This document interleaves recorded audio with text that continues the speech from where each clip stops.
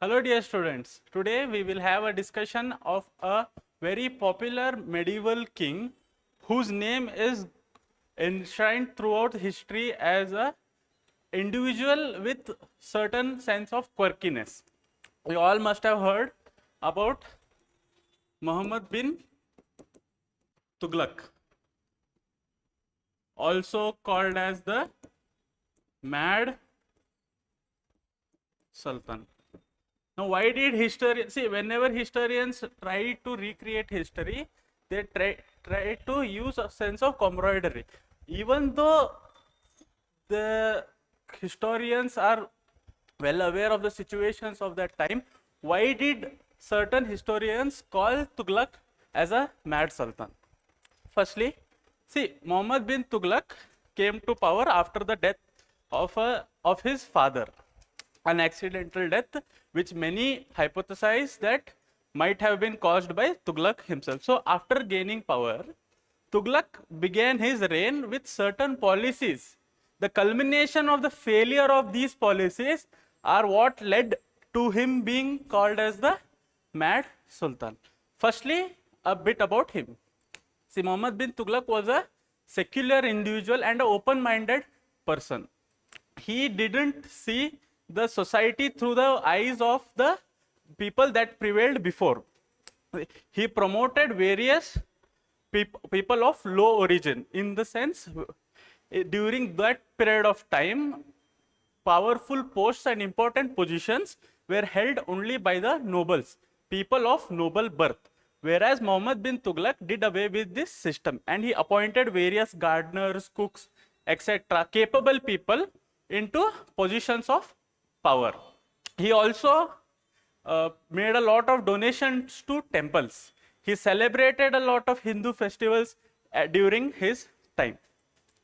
Now, why after all these uh, actions of secularism and open-mindedness, still why do people consider him as a mad sultan? Because the reason is because of his policies. Firstly, military conquests.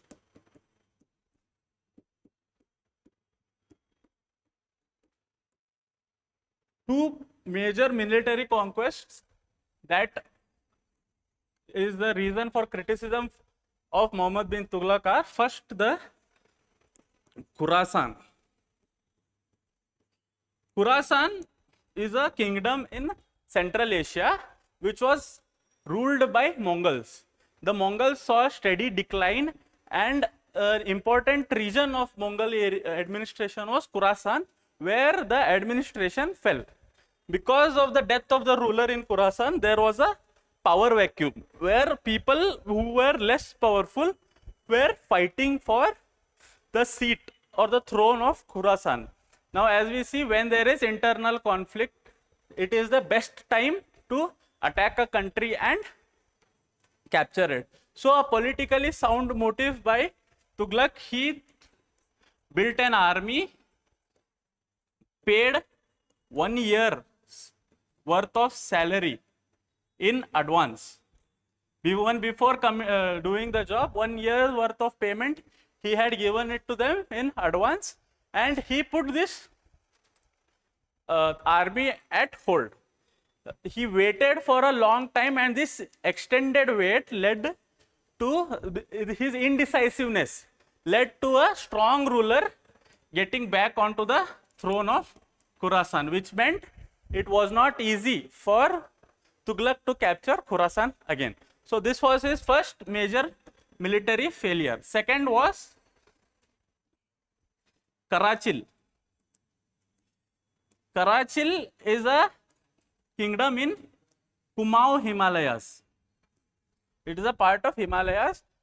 Now Tughlaq wanted to conquer the Kumaon Himalayas, the kingdom of Karachil, to maintain a buffer between India, his territory, and the Chinese invading army or the Mongols. So in order to protect his front, he tried for a military conquest of Karachil.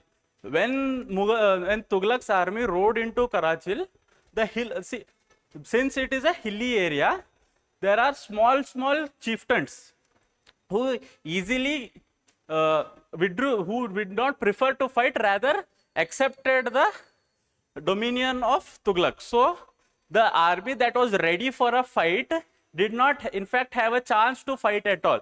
So all that energy that was being built up and enthusiasm that was built up by the army led to a major strategic failure, where after conquering Karachil, the army forced deeper into the Himalayas. Now, lesser Himalayas are lower in altitude compared to the greater Himalayas, which are at a substantial height. Here, guerrilla warfare is a very important tactic, and Tughlaq's army was a field army. That means they were used to fighting on plains.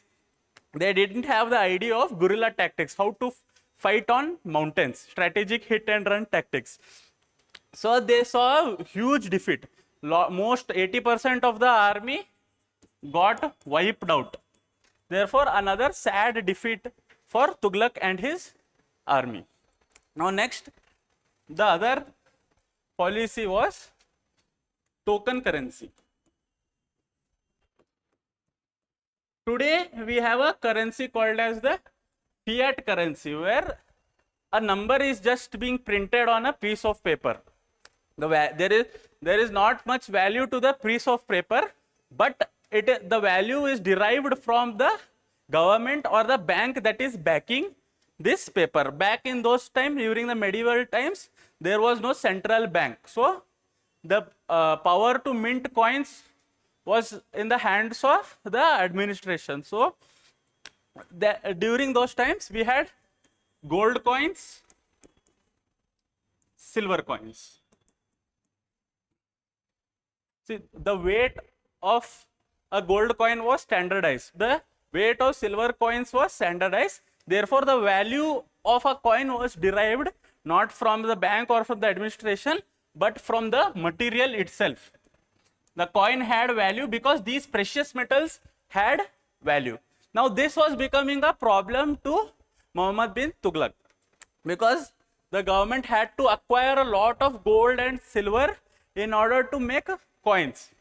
So therefore, he came up with an ingenious idea of using copper and bronze. We know gold and silver is comparatively very rare to copper and bronze. Copper and bronze you will easily find. In at those time, people used to drink out of glasses made from this bronze, and used a lot of materials, objects that were made from copper and bronze. See, the idea in itself is not a problem, because it gave the first attempt to make fiat currency, the currency that we have today.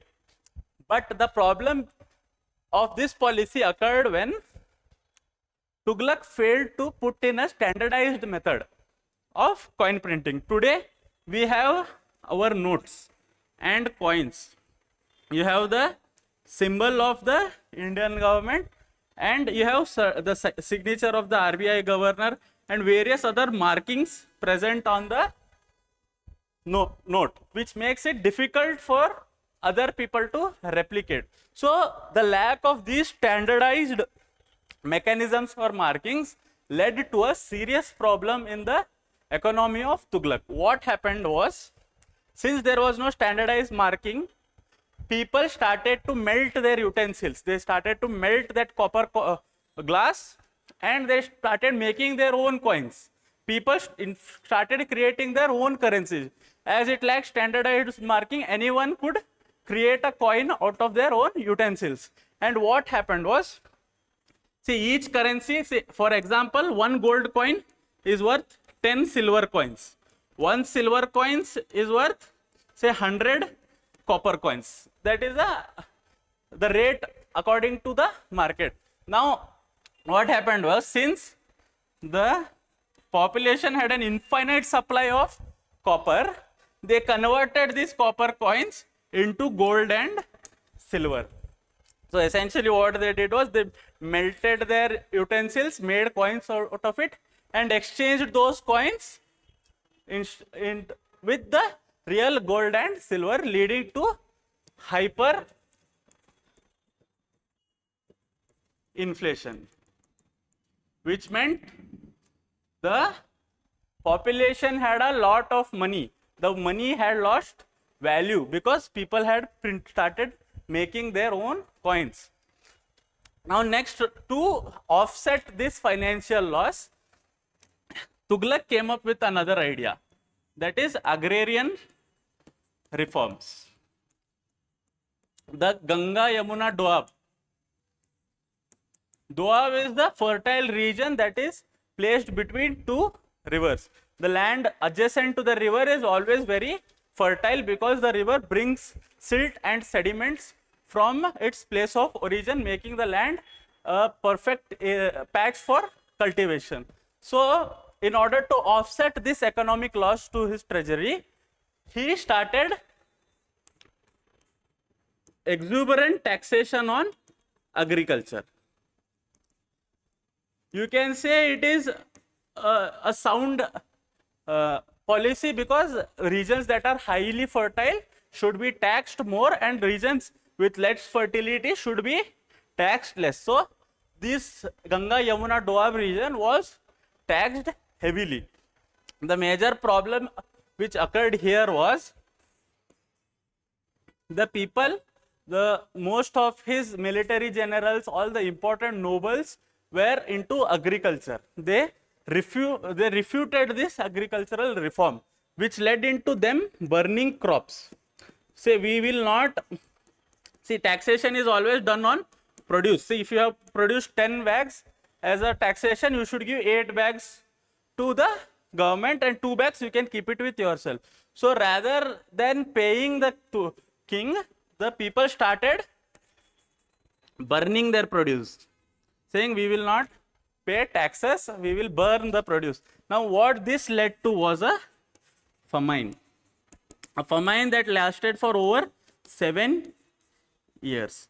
A simple difference between a drought and a famine. The drought occurs due to natural reasons, because when there is a lack of rainfall and there are other natural disturbances that cause the decrease in crop production, we call it a drought. Whereas famine is human induced. Due to certain policies, the production of crops decreases. The best examples would be during Second World War, Britain collected all the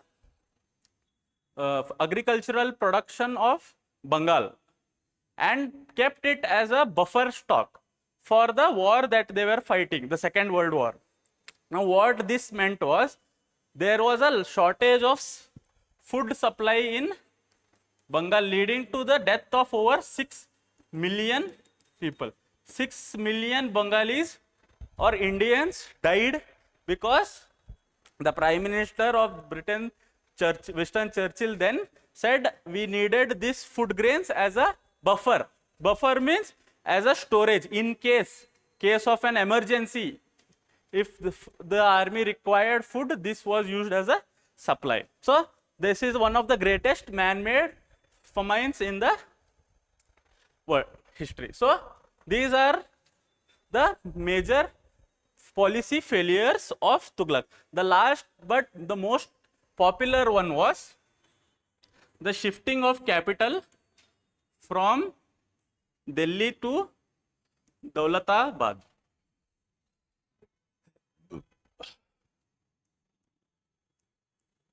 See, here we have Himalayas, a natural fortification that makes it impossible for invading armies to enter from these regions.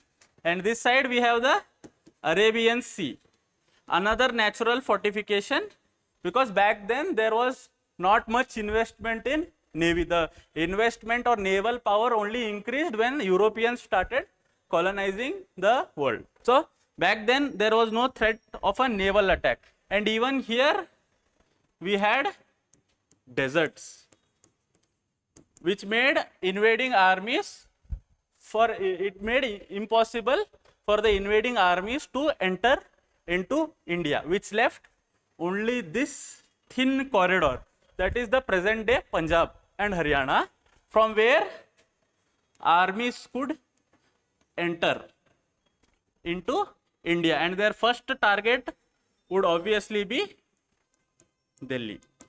Invading armies by default would attack Delhi as their first capital, and since Delhi had become a capital of the country, this was not a strategic outcome for Tughluq. So what Tughluq thought was, Tughluq almost conquered, had a huge empire.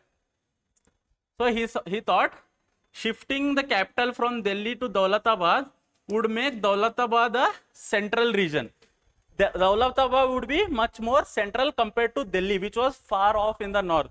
Bringing the capital to Daulatabad meant that he could administrate his region efficiently, and also he would do away with the invading threats, making his capital in a strong strategic location. The idea in itself is a strategic marvel, but what led to his failure was, now again this is a very funny reason.